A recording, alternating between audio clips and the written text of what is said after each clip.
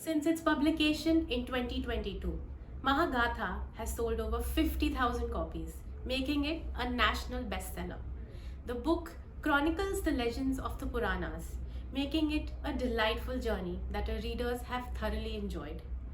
Satyarth Nayak joins editor Ridhima Kumar in this conversation. Hello, and we are celebrating World Book Day at HarperCollins India. And I have with me Satyarth Nayak, author of the best-selling book Mahagatha. Hi, Satyarth, how are you doing? Hi, Ridhima. Wonderful to do this and wishing all the readers a very happy World Book Day. And as an author, and I think as a publisher, this is probably the most important day for us to celebrate. So, Yeah. very happy to. And many congratulations. It's been, I think, more than 2 years. The book is continue creating waves throughout. So many congratulations for that. And yeah, Thank so I you. just wanted to begin the section by, asking like, a book like Mahagatha, which is, more about mythology and, about Puranas. What do you think, like, makes this kind of book still relevant in this day and age? Yeah. Why Mahagatha I feel will always remain relevant is because it's based on the Purans. And the Purans are forever relevant. Now, why are the Purans relevant? Is because the Purans embody a very fundamental quest for answers. And as human beings, we all look for answers. We all seek answers, isn't it? So we all seek a certain amount of validation which comes from finding answers to our questions. We all have questions about, we all want to know when, how, what, where, why. And the Puranas give you that. It may not be the most easiest of books to read. The Purans could be chaotic when you enter that. There could be a lot of chaos and a lot of conundrums that surround you when you enter that universe. It's a staggering world to enter. But when you enter the world of the Purans, once in a while you come across a truth, you come across an answer, you come across something, and that resonates with you. And you're like, okay, this is what I've been searching my whole life, and suddenly I see meaning. So that I think is what makes the Puranas relevant. And as long as we humans have questions and we need answers, the Puranas will remain relevant. And if the Puranas remain relevant, so will this book. It will always remain relevant. Yeah, clearly. And I think, like, continuing like the kind of requests we've been receiving from our readers and the love they have been showering, I think, there is a need for a book like Mahagatha in this time. So, Absolutely. are Yeah. there any, like, your favorite stories? Like, it's a collection of 100 stories, but the way they have been, stitched together seamlessly, I think that works very well for the book. So, are there any, like, five or six, like, stories that are very close to your heart, which you would like to narrate? I get asked this question a lot at a lot of these platforms, and I think it's extremely unfair because there are 100 stories and they're all my favorites. So to pick it, I mean, you'll understand when I say this that it's difficult to name a few. But of course, I think for me, the biggest discovery was to read the stories of Lord Vishnu. Vishnu has always been the preserver. So what he does is that in every yug, he does actions which are important for the greater good, but because of those actions, he always is cursed. And he accepts every curse with folded hands. I think that for me was extremely fascinating to read about, how a lord is, he puts himself on the line. Doesn't matter if that he's like, you can give me as many curses as you want, but if something needs to be done, I'll do it. So those stories I find very fascinating of Lord Vishnu. Also, I think Mahagatha, you'll find a lot of the stories of Purans which one had not thought of. For example, imagine finding stories about the LGBTQ. This Yeah. is writing that's happened thousands of years back. And you have story of, people like Sudyumna who becomes a woman and then he becomes Ila. Or you have stories of Budh, who's the son of the moon god. And he's cursed, by moon himself because he's born out of wedlock and he ends up being a neuter. So on one hand, you have Budh, who is a neuter, who has no gender, and then you have Ila, slash Sudyumna, who has both the genders. So those kind of stories are there in the Purans, which is extremely staggering to think about. Stories where nature is humanized. You have stories where a mountain like Sumeru, a mountain like Vindhyas, Vindhya is full of envy because Sumeru is the tallest, and Vindhya wants to be taller than Sumeru. Or you have a story where the sun is extremely jealous of another city because that city Mm, sparkles brighter than the sun. So yeah. to infuse human emotions, human ego in natural objects, that again is very fascinating. I find in the Purans. So many stories like that. I think which it's an ocean. Like I said, if you enter that, you'll come across 100 pearls in Mahagatha. Yeah. And another interesting thing that I noticed, like, while editing or reading Mahagatha, like, the way you've portrayed women characters or Devis in the book, like, they are not shamed, like, their choices are celebrated, like, they are, like, they're given equal respect. So, like, would you like to elaborate something on, that aspect? Sure. That I think the Purans portrays women in an extremely flattering light. I mean, they are celebrated as the nurturing agent, the nourishing agent of the universe. I mean, I think we have all loved the story of Swaha that is in the Purans, where the gods come and tell Brahma that we are famished, we have nothing to eat. And Brahma says, but there are yajnas happening down on earth. So how can you be famished? And Agni says, I don't seem to have the agency to make the transfer possible. So Prakriti creates a goddess who will now become that conduit between the yajnas on earth and the gods in heaven. And Brahma says, asks the goddess, what is your name? And she says, Swaha. And Brahma makes this rule that from now on, whenever mantras are chanted in any yajna, it should end on the word Swaha, which will ensure that the offering reaches the gods. So again, the woman as the nourishing agent, or the stories of Tara and Sangya, like you said, both these women they leave their husbands because they're Yeah. not physically satisfied, and the Puranas don't judge the women. It is the men who come and say, "We are Yeah. sorry. We should Mhm. have known better." So many stories. There is a story of where Saraswati battles Lord Vishnu. You know, so the woman has always been seen in that light where she's an equal. She Mhm. is so the Ardhanarishwari is exactly that. So the story of Parvati and Bhringi, that Bhringi only wants to do parikrama of Lord Shiva because he is a Shiva devotee. Parvati comes and sits on Shiva's lap and says, Yeah. you cannot do that. It is about Shiva and Shakti together. You need to worship us both. So that assertion that the female, the sacred feminine needs to be celebrated, that is what makes the Puranas so special. And that's something that we need to really inculcate in our lives today when women are facing so much in society. Just read Yeah. what the Puranas are telling. I think that's what is also depicted on the cover. Like, there's Ardhanarishwar on the Yeah. cover that somehow says there's a balance. Like, we need a Oh, balance. absolutely. Yeah, yeah. So, Absolutely. Yeah. was there any thought process behind, choosing specifically Ardhanarishwar for the cover, or like, were there any more options? I think first of all, I think as an image, it was stunning. Yeah, I mean, definitely. we must mention the name of Omkar Phondekar here, who has done the illustrations of Yes. for Mahagatha.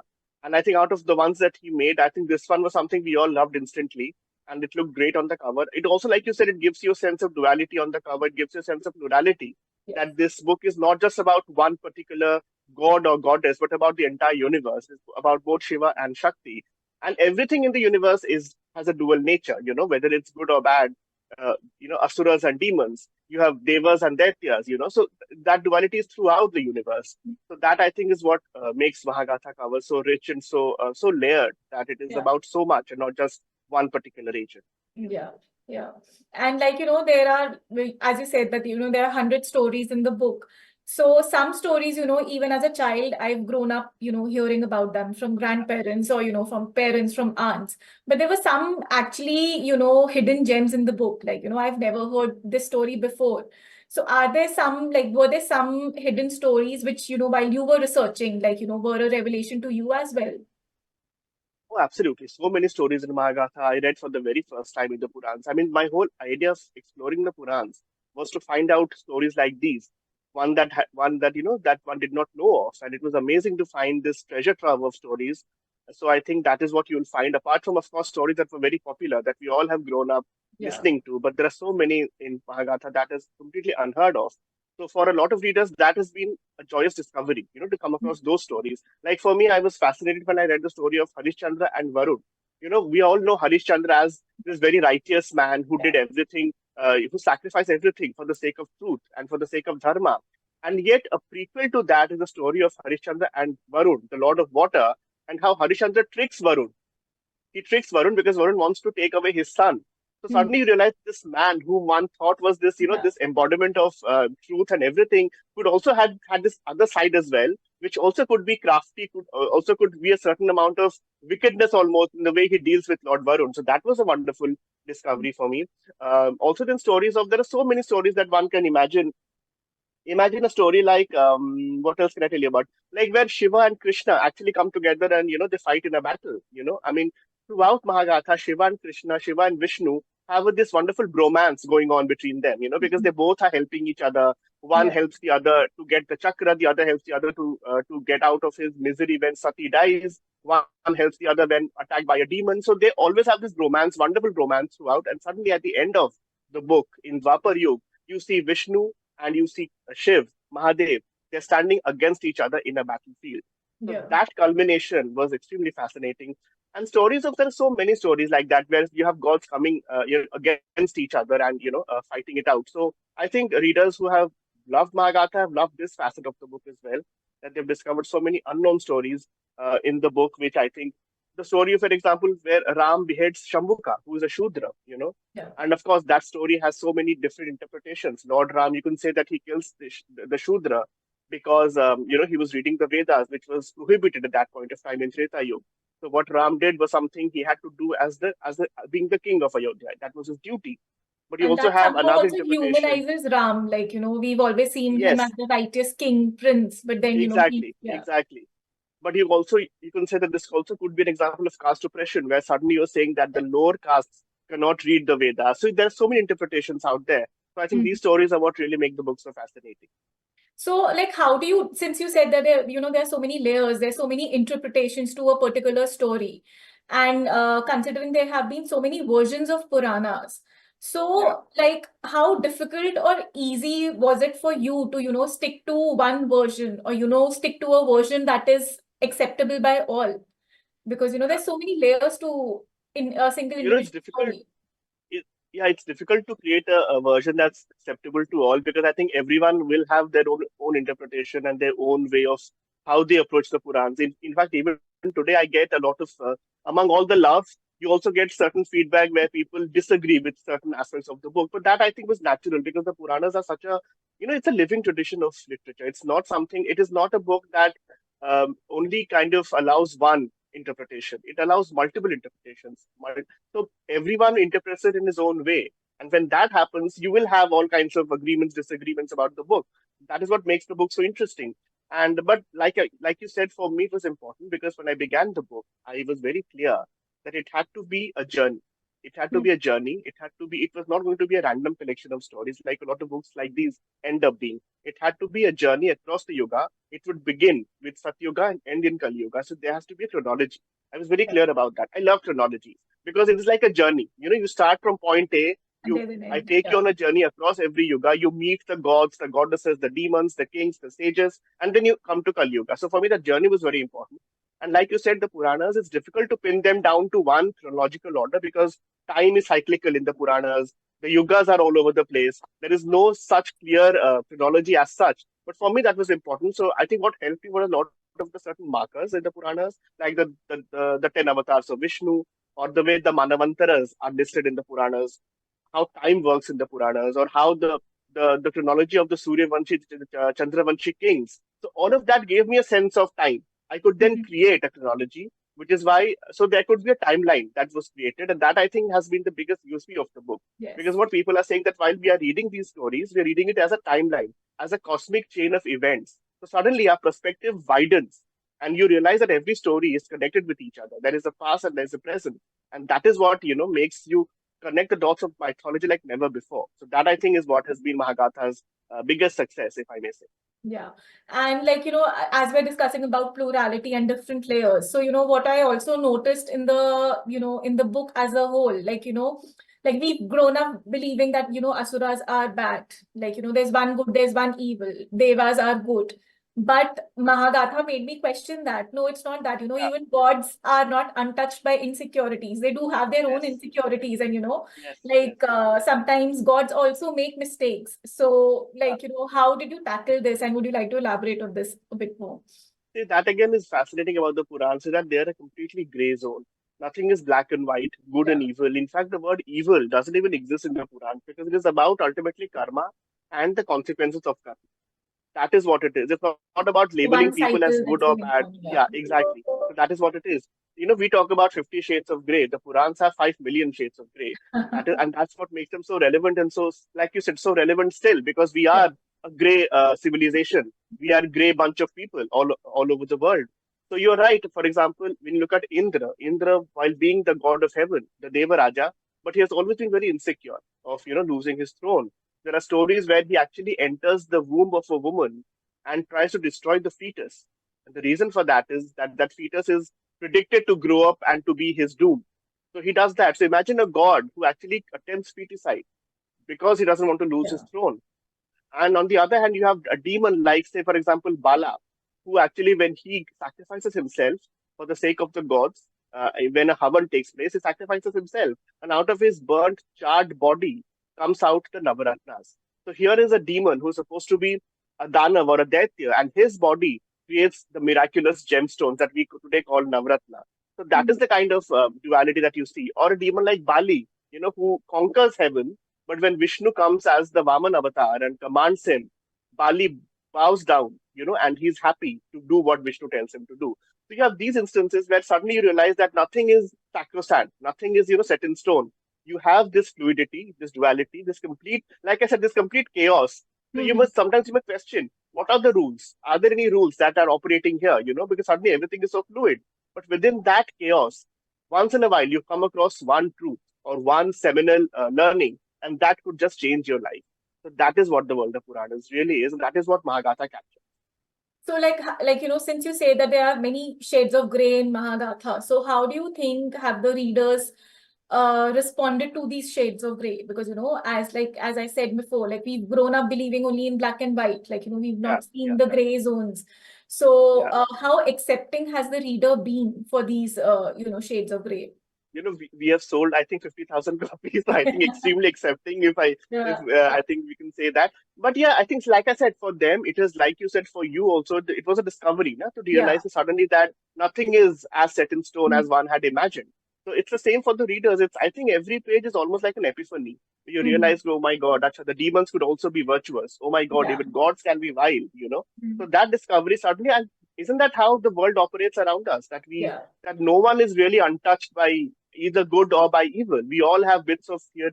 One of my favorite lines in the book actually is, if I may kind of do a bit of Yes. my own self praise, where I say that, that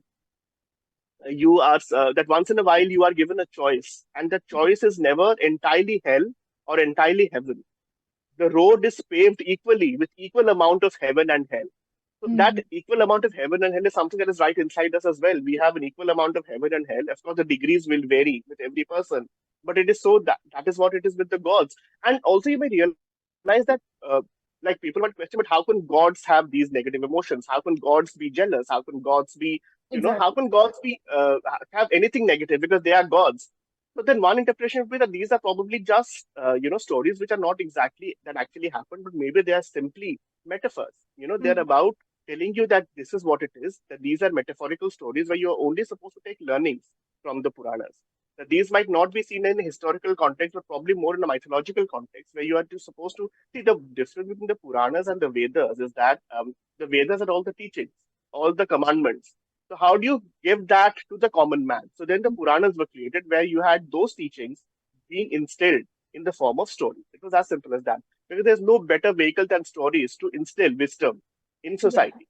So that Yeah. is what the Puranas do. So a lot of these stories, I think we can also take with a pinch of salt that we might not, that these are simply metaphors that are being used to give Mhm. us a larger message. And that is how we are supposed to accept these stories. Even this process or transformation, I think it's been depicted in Lord Vishnu's case, when he's in a particular yoga, when he takes in the form of Ram, at that Yeah. point of time he's a very human person, a human prince. Yes. Yes. And Yes. in one yug when he's the god, he behaves in a different way. So through Vishnu also Yeah. you can That see. Yes, that is something that is very visible when Vishnu comes as Lord Ram in Treta Yuga, and then he comes Mhm. as Lord Krishna in Dwapar Yuga. So in Yeah. Treta Yuga, if you see Lord Vishnu, he is the what I call him the upholder because he Mhm. upholds every rule, every law. To the extent that he would even sacrifice his kingdom or even send his wife away to the forest if need be, because Yeah. ultimately he has to uphold what is the maryada of that yuga. So he Mhm. upholds. Nothing is questioned. Everything is obeyed to the extent of that even self harm and self mortification doesn't matter. Ultimately, as the king, this is what is my Maryada. So he's Yeah. the Maryada Purushottam Ram. But when the same Lord Vishnu comes as Krishna in Dwapar Yuga, the upholder has now become the uprooter because Yeah. everything is now questioned. every law can be interpreted in many different ways. Nothing is really set in stone. You see the biggest example of that in Mahabharata, the way Krishna plays out Mahabharata. Everything is can have as many interpretations, as many sides, and what do you choose? So that I find very fascinating. That within a span of a single yuga, how Mm. even the Lord Avatar Yeah. changes, because with the values that change, even the Mm. avatar changes accordingly. And Treta Yug needed a Ram, but Mm. Dwapar Yug needed a Krishna. And so Mm. that is how God comes in those kind of ways. Yeah. And as we were discussing, like, the book continues, like it's been 2 years and the book continues to grow and, it's been Yeah. received so much love from the readers. Has there been any one feedback or, one comment from a reader that, that has just stuck to you and, you felt like, this journey, your journey as an author was worth it for Mahagatha? Again, there's been so much love that has come the book's way that it's again difficult to remember one. I think I loved what Ayan Mukherjee told at the launch of the book. I mean, you were there when he Yeah. launched the book. I think I remember him telling in the session that we had that that he might not be able to read a Shiv Puran or a Vishnu Puran because these are very complex texts. But what Mahagatha does is that it opens that door for us to enter Mm. that world of the Purans in a Mm. very easy and accessible way. Mm. He said that the book makes the world of Purans accessible to us. So that I think was because that was the objective of the book, to make you enter that world through the easy medium of stories and access that world and the teachings and the wisdom that the Puranas have to offer through these wonderful 100 stories. So I think Mm. what Ayan said, kind of he just hit the nail on the head. Mm. Also, how the book is cutting across generations. I mean, in the Yeah. kind of feedback that one is getting, like I had this one girl who wrote to me saying that that when she was a kid, her mother used to recite stories to her, and now her mother has lost her vision. So now she said, I am reading out stories of Mahagatha to Mm. her, Mm. the way she would do it to Yeah. me as a child. So it's cutting across hearts, across generations. So I think there's so much to be grateful for, a lot of gratitude, and to all my readers, for just making the book such a huge success. Yeah. The book is indeed, I think the USP of the book is that, it's indeed accessible to all, like cutting across the generations and, everyone. And I think my last question would be like, I can then, we can just quickly wrapping up, like, as you said that, Puranas are, wisdom of life. They, they contain the wisdom of life. So what do you think is there, some lessons that the reader could take from Mahagatha and, could, some lessons that they could learn or embrace from the book? I actually would not want to give out any lessons myself because, like I said, this is a world where which you should interpret yourself. Yeah. I don't want to be a part of that experience. It is entirely your experience as a reader because every reader will have a different take on the story, and that is what is the beauty of Mahagarta. A lot of people ask me why don't these stories have morals at the end. I said this is not a moral science book. Yeah.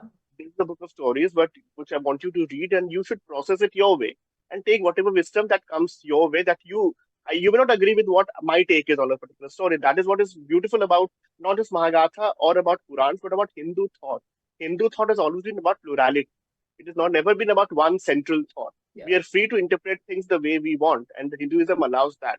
So I think that is very important. But for me, what has been the biggest lesson, if I talk about myself, is the fact that this plurality of voices that the Puranas allow for. I mean, imagine every story in the Puran has a different version. There are 36 Purans, and every story can have 36 versions across every Yeah. Puran, and every version is embraced. Nothing is discarded. So today, when we are being told in our country that there is one single truth that one must adhere to, every other version, every other narrative is false. That's not what the Puranas tell us. The Puranas are talking about plurality, embracing a polyphony of voices. And that is so important in today's world when suddenly we are in the danger of losing so much that is beautiful about our country, about our culture, about our heritage. So I think is very, very important. Like I say, the Ardhanarishwara for me has always been about not just a man and a woman coming together, but if there is one narrative, there has to be a counter narrative. If there is Vad, there has to be Vivad. And only then can there be Samvad and there can be evolution and there can be a third and new narrative that comes out. So that I think for me is the biggest learning from Mahagatha, from the Purans. And yeah, and I hope the readers go back with their own seminal truths from whatever they read in the book. That's a wonderful thought to, with close the conversation with. Thank you so Yeah. much, Satyarth. Lovely to have you here. Thank Thank you. you, Ridhima. Thank you. Wishing all of you a very happy World Book Day and let our tribe increase. Yes. Thank you.